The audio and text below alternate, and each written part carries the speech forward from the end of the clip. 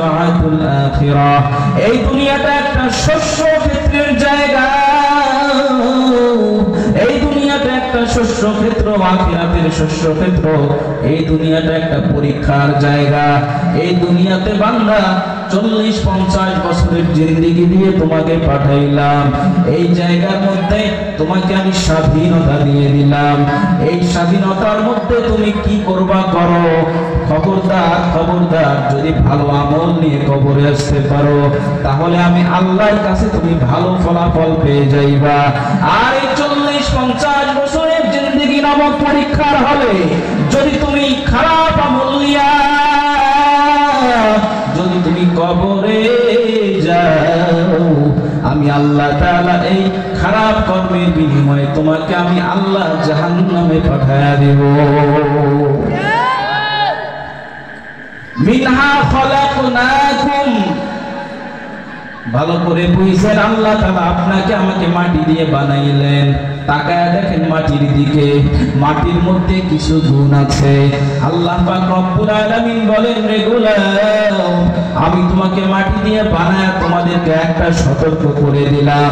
তাকায় দেখো মাটির দিকে, ওই মাটিতে কত মানুষ নির্বিচারে আঘাত করে, মাটি থেকে মানুষ কত ভাবে অন্যায় অত্যাচার করে।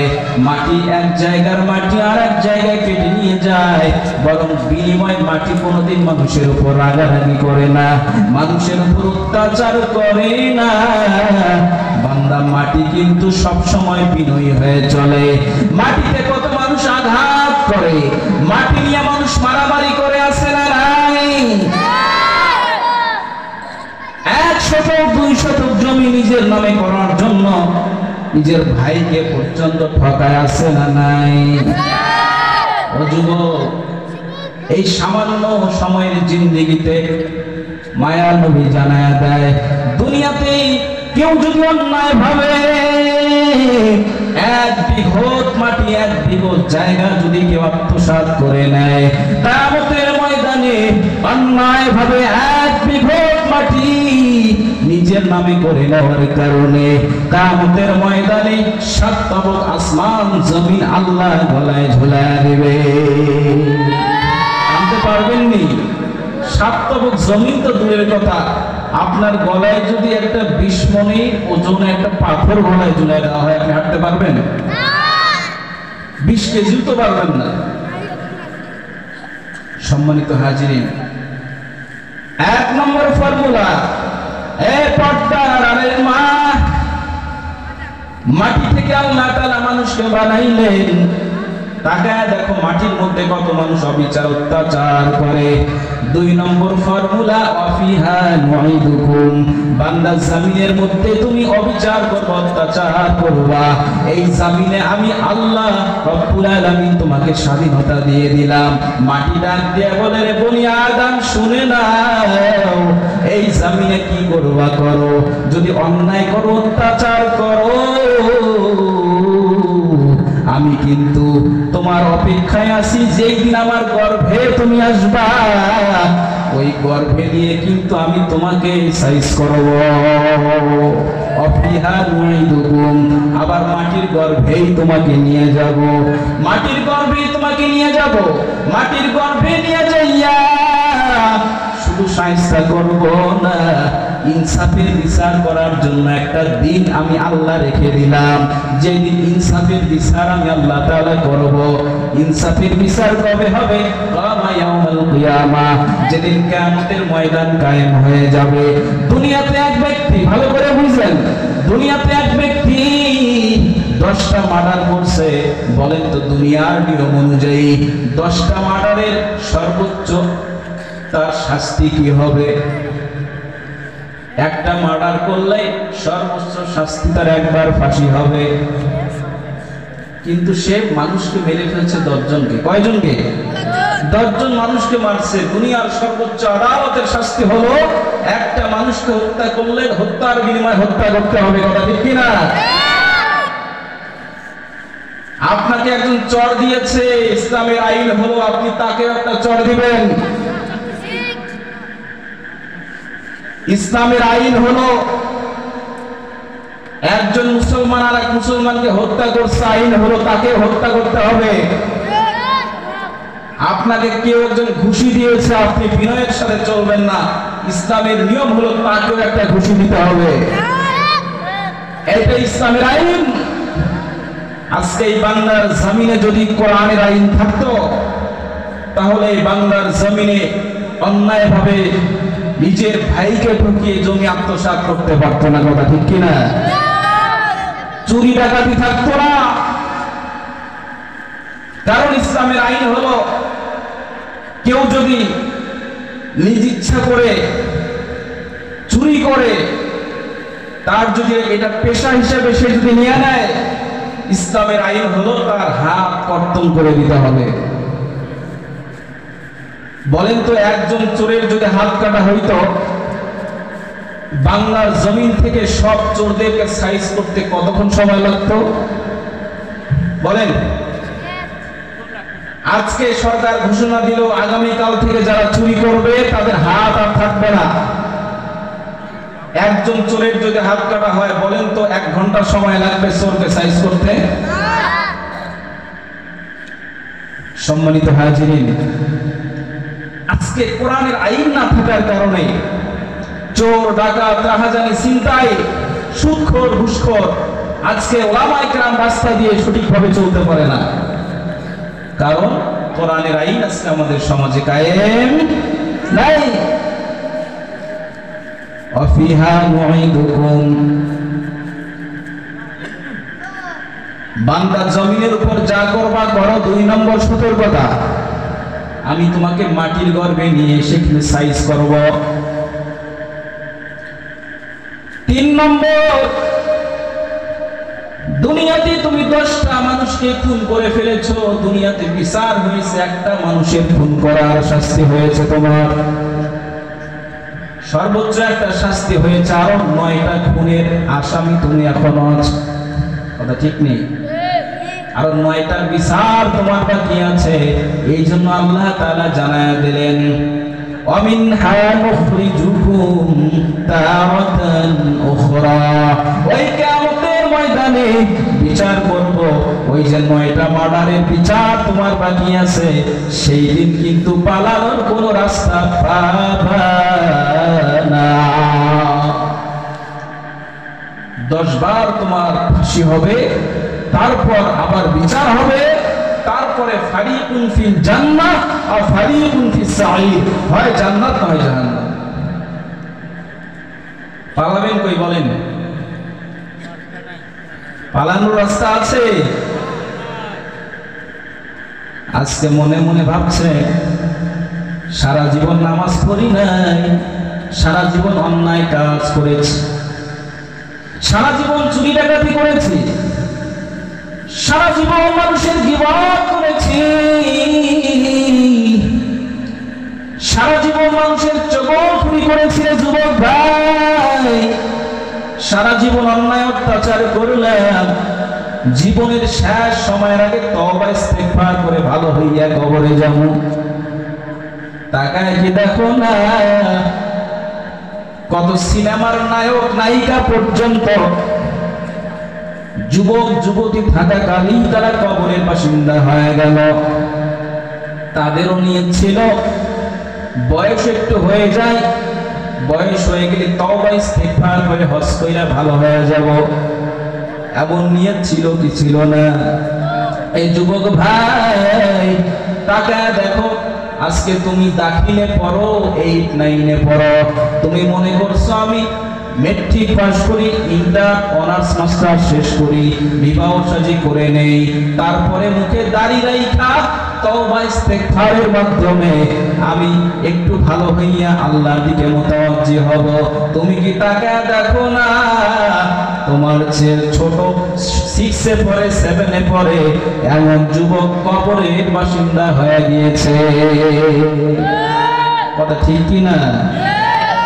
তাহলে তোমার কি গ্যারান্টি আছে? 1 সেকেন্ড গ্যারান্টি আছে? এই জন্য এই মজলিসটা তওবার মজলিস, এই মজলিসটা গুনাহ মাফের মজলিস। যুবক ভাইরাও, পীরগঞ্জের মুসলমান, আমি একটা সন্তান, গত 2023 সালে মাহফিলে আসছিলাম, 24 সাল চলে গেল, আজকে 25 সালের মাহফিল শুরু হয়ে গিয়েছে।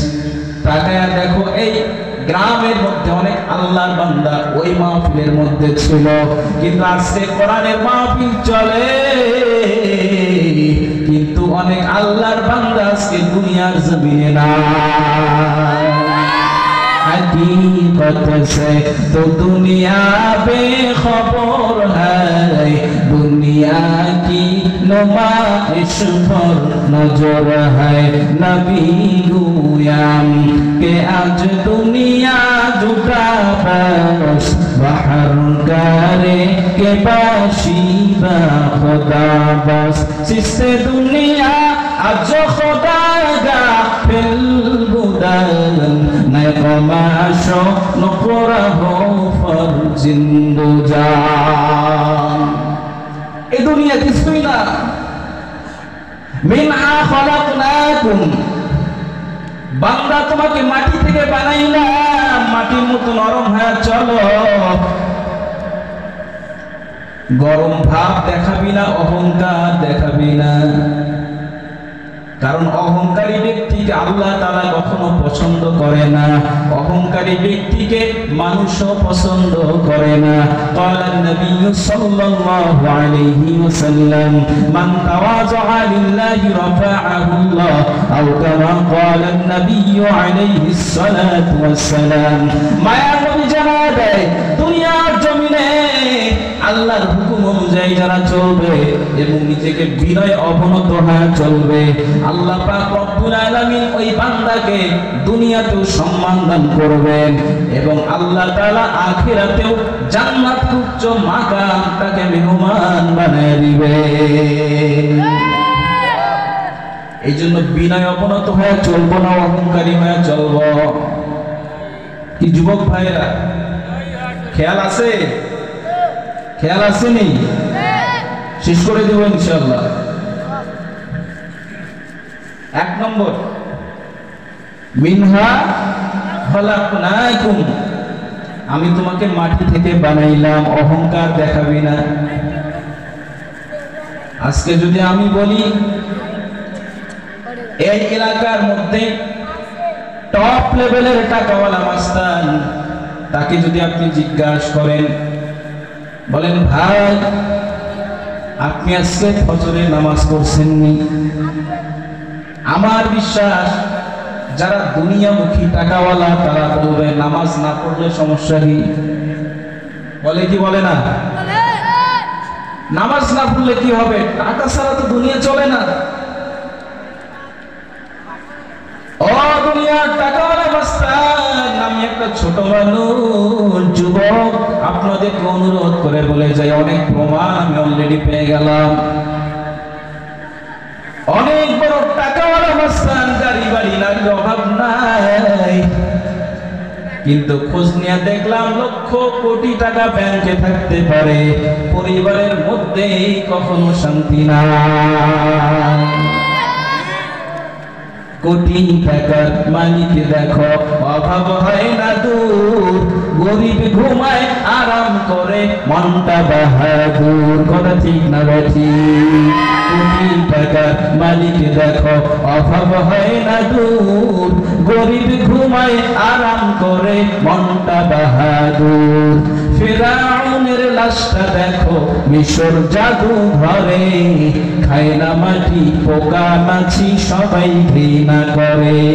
উঁচু জমিন হতে পানি নিচু জমিনে যায়, তেমনি খোদার রহমত আসে নম্রতারি দেয়।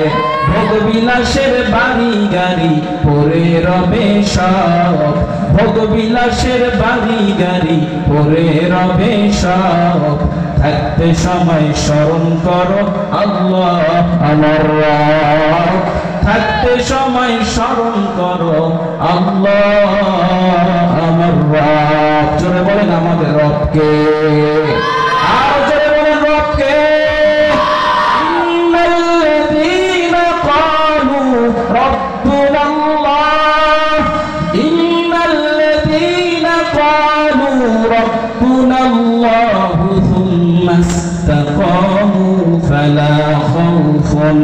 فلا خوف عليهم ولا هم يحزنون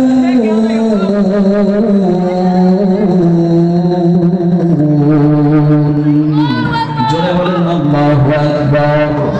এই জমিনের মধ্যে যারা আমার রবকে রব বলে চিনেছে, যারা ওই আল্লাহকে আল্লাহ বলে স্বীকার করে নিয়েছে, আল্লাহ বলেন বান্দা ওই ফজরের সময় জাগ্রত হইয়া তুমি 2 রাকাত নামাজ আদায় করে আমার কাছে দোয়া করো, আমি আল্লাহ তাআলা ওই নামাজের উসিলায় তোমার জীবনের গুনাহগুলো মাফ করে দিব।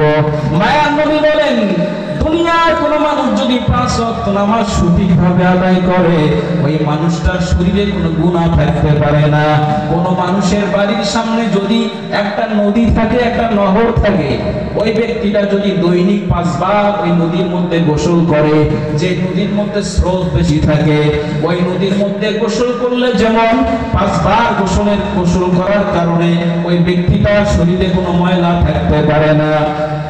মায়ার নবী বলেন ঠিক কোন ব্যক্তি যদি দৈনিক 5 বার মসজিদে যাইয়া ওই মাওলা পাকের দরবারে সিজদা অবনত হইয়া আল্লাহর দিকে মুতাওয়াজ্জি হয়ে যায়, মায়ার নবী বলে ওই ব্যক্তিটার আমলের খাতায় কোনো গুনাহ থাকতে পারে না। জোরে বলেন না সুবহানাল্লাহ। মিনহা খলাকনাকুম, বান্দা গরম ভাব দেখাবি না, নিজের জীবনের মধ্যে আল্লাহর হুকুমের সেই ফরমালিটিটা ফিট করে নাও, আল্লাহর হুকুম অনুযায়ী নিজের জীবনকে পরিচালিত করো। ও দুনিয়ার মুসলমান, আল্লামা সিদ্দি রহমাতুল্লাহ আলাইহি একদিন রাস্তা দিয়ে চলে, আল্লামা সিদ্দি রহমাতুল্লাহ আলাইহি রাস্তা দিয়ে চলছেন, চলতে চলতে বিশ্রাম নেওয়ার জন্য একটা গাছের তলায় বসে গেলেন। গাছের নিচে বসে বিশ্রাম নেয়, হঠাৎ করে আল্লামা সিদ্দি রহমাতুল্লাহ আলাইহির কানে আওয়াজ আসলো, হঠাৎ করে গায়েবে আওয়াজ আসলো, রে শিবলি শুনে নাও, রে শিবলি শুনে নাও, আমি গাছ তোমাকে একটা সবক দিয়ে দেই। গাছ ডাক দিয়ে বলে, রে শিবলি তোমার মধ্যে কি গুণ আছে জানি না, তবে আমার মধ্যে এমন একটা গুণ আছে, এই গুণটা যদি তুমি তোমার জীবনের মধ্যে ফিট করে নাও তাহলে তুমি জান্নাতের মেহমান হয়ে যাইবা। কে বলে? গাছ বলে। গাছ কথা বলতে পারেনি, আল্লাহর কুদরতে সব হয়। আল্লাহর কুদরতে পাথরের জবান খুলতে পারে কি পারে না? আল্লাহর কুদরতে মাটিরও জবান খুলে যেতে পারে কি পারে না? জায়গা মতো মাটির জবান খুলে যাবে, সামনে আসতেছে ইনশাআল্লাহ। যেদিন কবরে যাবেন, যদি গুনাহ নিয়ে কবরে যায়, এমন জোরে কবর চাপ দিবে, মায়ার নবী বলেন গুনাহগারের বাম পাজরের হাড়গুলো চূর্ণ বিচূর্ণ হয়ে ডান পাজরের মধ্যে প্রবেশ করবে, ডান পাজরের হাড়গুলো চূর্ণ বিচূর্ণ হয়ে বাম পাশে ঢুকে যাবে। গুনাহগার এমন কষ্ট কিয়ামত পর্যন্ত পাইতেই থাকবে। কবরের আযাব সহ্য করতে পারবো যুবক ভাইরা? কি পারবো? যদি না পারি আল্লাহর হুকুম পালন করবো তো ইনশাআল্লাহ। যুবক ভাইরা সারা জীবন অনেক গুনাহ করছেন, শয়তান পিছনে সব সময় লেগে থাকে, কথা ঠিক কি না? শয়তান 2 দল সব সময় পিছনে লেগে আছে। কয় দল? 2 দল শয়তান, মিনাল জিন্নাতি ওয়ান নাস। একদল হলো জিন শয়তান, আরেকদল হচ্ছে মানুষ শয়তান। জিন শয়তান কেমন? মাঝে মধ্যে তাকায় দেখবেন মহিলা মাদ্রাসায়, আবার বিভিন্ন এই পুরুষ মাদ্রাসাগুলোতে দেখবেন রাতের বেলা অনেক সময় ভয় দেখায় ছেলেদের, আবার মেয়েদের উপরে ভর করে তাদের মস্তিষ্কের বিকৃতি ঘটায়। জিন শয়তান এমন শয়তান, সহজে ধরে না, যদি ধরে সহজে ছাড়তেও চায় না। জিন শয়তানের সব সময় টার্গেট হলো মানুষকে কিভাবে ঈমান আর আমল থেকে দূরে সরে রাখা যায়। ইবলিস শয়তান বলেন তো কিসের তৈরি? আগুনের তৈরি। ইবলিস শয়তান কিসের তৈরি? আগুনের তৈরি। জিন কিসের তৈরি বলেন? জিন হচ্ছে আগুনের তৈরি। আর মানুষ কিসের তৈরি? মাটির তৈরি। তাহলে অবশ্যই ইবলিস শয়তান কি জিনদের মধ্যে সীমাবদ্ধ, জিনদের মধ্যেই শামিল, কারণ সে একটা ফেরেশতা ছিল। ওটা ঠিক না? ফেরেশতাদের সর্দার ছিল মুআল্লিমুল মালাইকা। এত বড় সর্দার ফেরেশতাদের নেতা হয়ে গেছে। তো জিন শয়তান বলতেছিলাম, জিন শয়তান মানুষকে ধোঁকা দেয় সব সময়। তবে জিন শয়তানের একটা গুণ আছে, জিন শয়তান কোরআন তেলাওয়াতের আওয়াজ শুনলে পালায়া যায়। জিন শয়তান আযানের আওয়াজ শুনলে পালায়া যায়। তাকায় দেখবেন যখন আল্লাহু আকবারের স্লোগান, আল্লাহু আকবারের ধ্বনি ওই মসজিদের মধ্যে উচ্চারিত হয়, তাকায় দেখবেন অনেক সময় কুকুর ঘেউ ঘেউ করে, কি করে না? শুনছেন নি? কুকুর কেন ডাকে? হাদিসের মধ্যে পাইলাম মসজিদের আশেপাশে অনেক বদ জিনগুলো ঘোরাফেরা করতে থাকে, জিন শয়তানগুলো ঘোরাফেরা করতে থাকে। যখন আল্লাহু আকবারের ধ্বনি মসজিদে দেওয়া হয়, জিন শয়তান এমন জোরে দৌড় দেয়, ওই মসজিদের মাইকের আল্লাহু আকবারের ধ্বনি যত দূরে চলে যায়, জিন শয়তান এক দৌড় দিয়ে তার চেয়েও দূরে চলে যায়। এই জন্য অনেক সময় কুকুর কেন ডাকে বলে, হাদিসের মধ্যে আসছে জিন শয়তান কুকুরের মুখ দিয়ে ঢুকে পিছন দিয়ে বের হয়ে চলে যায়। মিশকাত শরীফের মধ্যে হাদিস এসেছে, কুকুরের মুখ দিয়ে ঢুইকা জিন শয়তান পিছন দিয়ে চলে যায়। কুকুর চিল্লা চিল্লি করে। জিন শয়তান কোরআনের তেলাওয়াত শুনলে পালায়া যায়, আযানের আওয়াজ শুনলে পালায়া যায়। কিন্তু মানুষ শয়তান বড় খারাপ। মানুষ শয়তান কোরআন তেলাওয়াতেও পালায় না, জিকিরের আওয়াজ শুনলেও পালায় না, আযানের আওয়াজ শুনলেও পালায় না। বরং মানুষ শয়তান আরো লেবাস ধরে, মুসলমান মুমিন নামাজের লেবাস ধরে নামাজের কাতারে দাঁড়াইয়া মানুষের মনে ওয়াসওয়াসা দেয়। তাকায় দেখবেন অনেক সময় মসজিদে আপনি নামাজে দাঁড়াইছেন, আশেপাশ থেকে অনেক সময় অনেক মানুষ দেখবেন আপনাকে আমাকে অনেক সময় খোঁচা দেয়। বিশেষ করে যুবকদের মধ্যে এটা বেশি হয়। যুবক ভাইরা শুনো, যুবকদের মধ্যে এটা বেশি হয় যখন ৫-৬ জন যুবক একসাথে নামাজের মধ্যে দাঁড়ায় যায়, দেখবেন একজন আরেকজনকে খোঁচা দিয়ে হাসি বের করে, আছে না নাই? হাসাহাসি করে না? যুবকরা বেশি করে। যুবক বলা ঠিক না? যুবকদের মাধ্যমে শয়তান বেশি প্রভাব ফেলে। আপনি যখন নিজে নামাজে দাঁড়াইছেন, আরেকজনের নামাজ নষ্ট করছেন, বুঝতে হবে আপনি মানুষ শয়তানের মধ্যে শামিল। আবার দেখবেন মানুষের জমি ভাগাভাগি করার সময় 4 ভাই জমি ভাগ হবে, 4 ভাই সমানভাবে মেজরিটি আছে, সবার মধ্যে মিল আছে, সবাই সমানভাবে জমি ভাগ করে নিবে। এমন সময় এক দালাল গেছে, দালাল টাকা খাওয়ানো দালাল, আছে না নাই? কিভাবে মানুষের মধ্যে ভেজাল লাগানো যায়, আছে না নাই? 4 ভাইয়ের জমি ভাগ হবে, মাঝখান থেকে কোন যেন এক মানুষ শয়তান আইসা 4 ভাইয়ের মধ্যে দ্বন্দ্ব লাগায় দিল। এই হলো মানুষ শয়তান।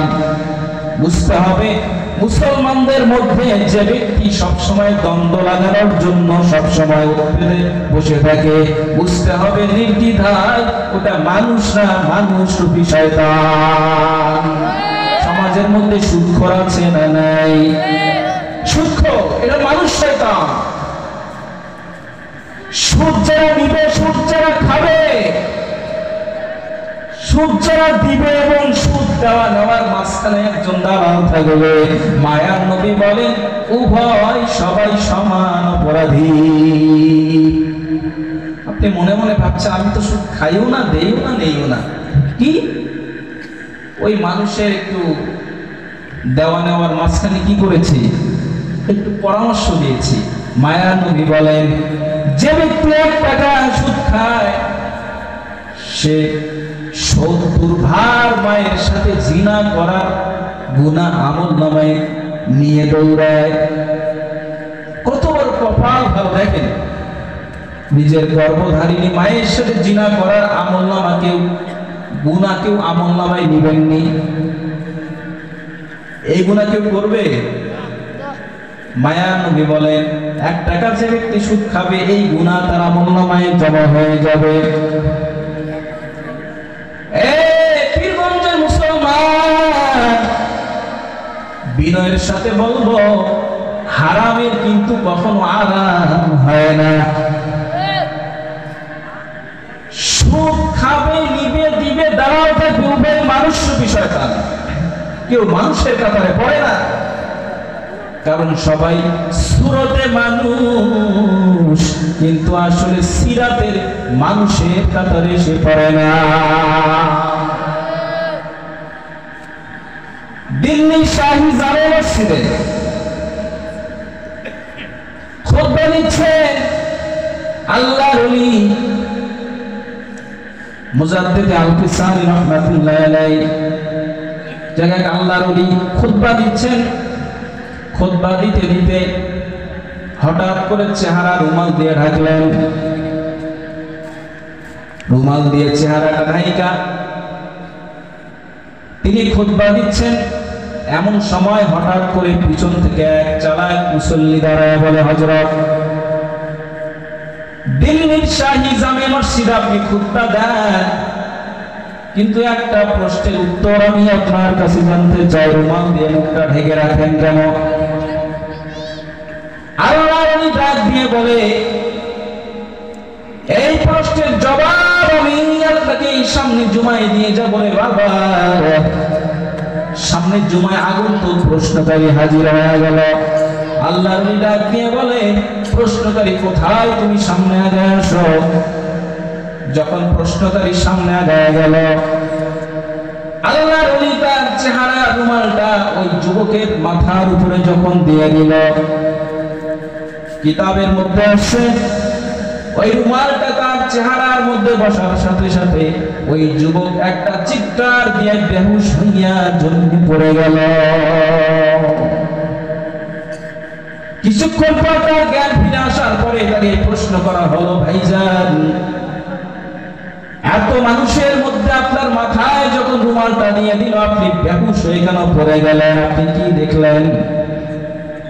ওই যুবক ডাক দিয়ে বলে, উপস্থিত মুসল্লি, আল্লাহর সাক্ষী রেখে আমি আপনাদেরকে বললাম, এই দিল্লির বিশাল শাহী জামে মসজিদের মধ্যে এত মানুষ আপনারা দেখেন, আল্লাহর কসম করে বললাম, ওই রুমাল যখন আমার মাথার মধ্যে দিয়ে দেয়, এত বিশাল মসজিদের মধ্যে আমার চোখে আমি মানুষ দেখি না, সব কুকুর, শুকুর আর বানরের চেহারা দেখা যায়।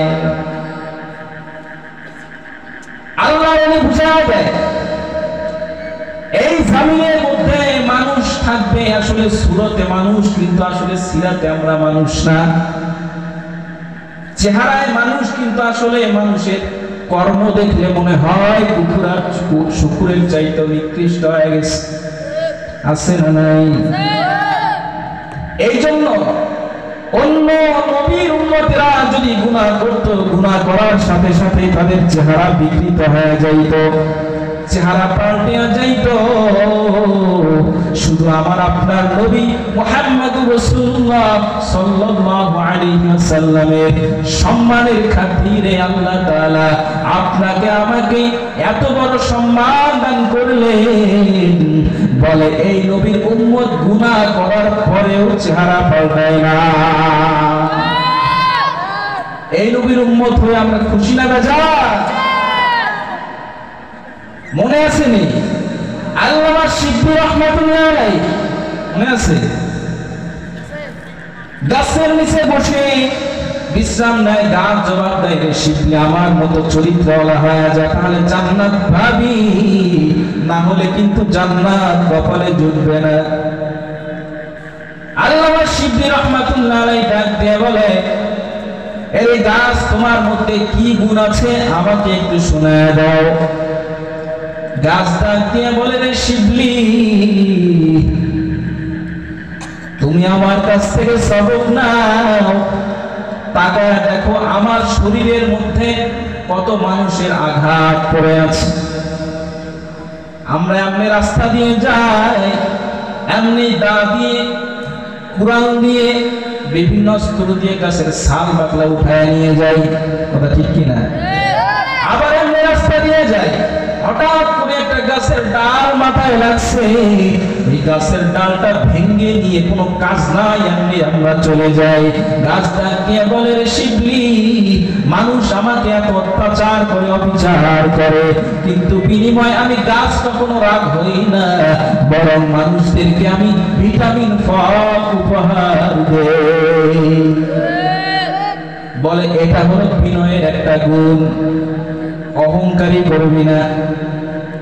মানুষ আমাকে গালি দিতে পারে, আমি মানুষকে গালি দিব না।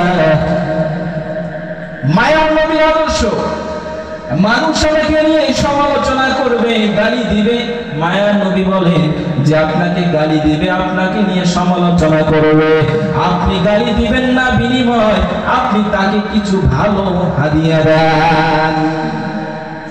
কেমন হয়ে গেল না? আমাকে মানুষ গালি দিবে, আমি মানুষকে হাদিয়া দিব। মায়ার নবীর হাদিস শুনেন, পয়গম্বর আলাইহিস সালাতু ওয়াস সালাম বলেন, কোন মানুষ যদি আরেক মানুষকে গালি দেয়, ওই গালি যাকে দিলেন তার গুনাহগুলো আপনার কাঁধে এসে গেল, আর আপনার সওয়াবগুলো ওই গালি দেনেওয়ালা ব্যক্তির কাঁধে চলে গেল। ও দুনিয়ার মুসলমান ইমানদার, আল্লাহর গোলাম, গাছ ডাক দিয়ে বলে, রে শিবলি আমার মতো গুণওয়ালা হয়ে যায়, তাহলে জান্নাত পাবি। আল্লামা শিবলি রাহমাতুল্লাহ আলাইহি ডাক দিয়ে বলে, রে গাছ, তাহলে তোমার মধ্যে একটা আমি অপরাধ দেখতে পাই, তাহলে তোমাকে শেষ পর্যন্ত আগুনে পুড়ে গেল। গাছকে আগুনে পুড়ে না, শেষ পর্যন্ত কি করে? গাছ কাইটা লাকড়ি বানায়া ভাত পাকায় খায়, কথা ঠিক না বেঠি?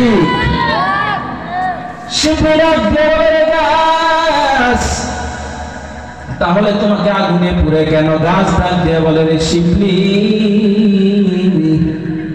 আমার মধ্যে একটা বদ অভ্যাস আছে। বলে কি বদ অভ্যাস? আমি শুধু উপরের দিকেই বাড়ি। গাছ কি করে? উপরের দিকে শুধু বাড়ে। বলে আমি শুধু বড় হতে চাই, আমার শুধু বড় হওয়ার স্বভাব, এই জন্য শেষ পর্যন্ত মানুষ শুকনা খড়ি বানায়া, লাকড়ি বানায়া আমাকে ভাত পাকায়, মানুষ তাদের অন্তরকে শান্ত করে। ও দুনিয়ার মানুষ, বনি আদম সন্তান, অহংকারী স্বভাব নিয়ে এই জামিনের মধ্যে যদি চলো, অহংকারী পরত্বের ভাব নিয়ে যদি চলো, তাহলে আল্লাহ পাক রব্বুল আলামিন আপনাকে আমাকে শেষ পর্যন্ত ওই কবরে নিয়ে যাইয়া কিন্তু হিসাবের মাধ্যমে জাহান্নামের আগুন দিয়ে শায়েস্তা করবে। ঠিক নেই? এই জন্য যুবক ভাইরা, আপনাদেরকে আমি শেষ পর্যায়ে দুইটা কথা বলে যাই। এক নম্বর, অহংকার করবে না। অহংকার করা যাবে? অহংকার করব না। আমি বড় এসপি, ডিসি হয়েছি, ইঞ্জিনিয়ার হয়েছি, প্রফেসর হয়েছি, আমি প্রভাষক হয়েছি, আমি কোনো অহংকার করব না। যে ব্যক্তি যত বড় হওয়ার পরে যত বিনয়ী হয়ে চলবে, মায়ার নবী বলেন ওই ব্যক্তির সম্মান আল্লাহ তাআলা আরো আসমানমুখী করে দেয়।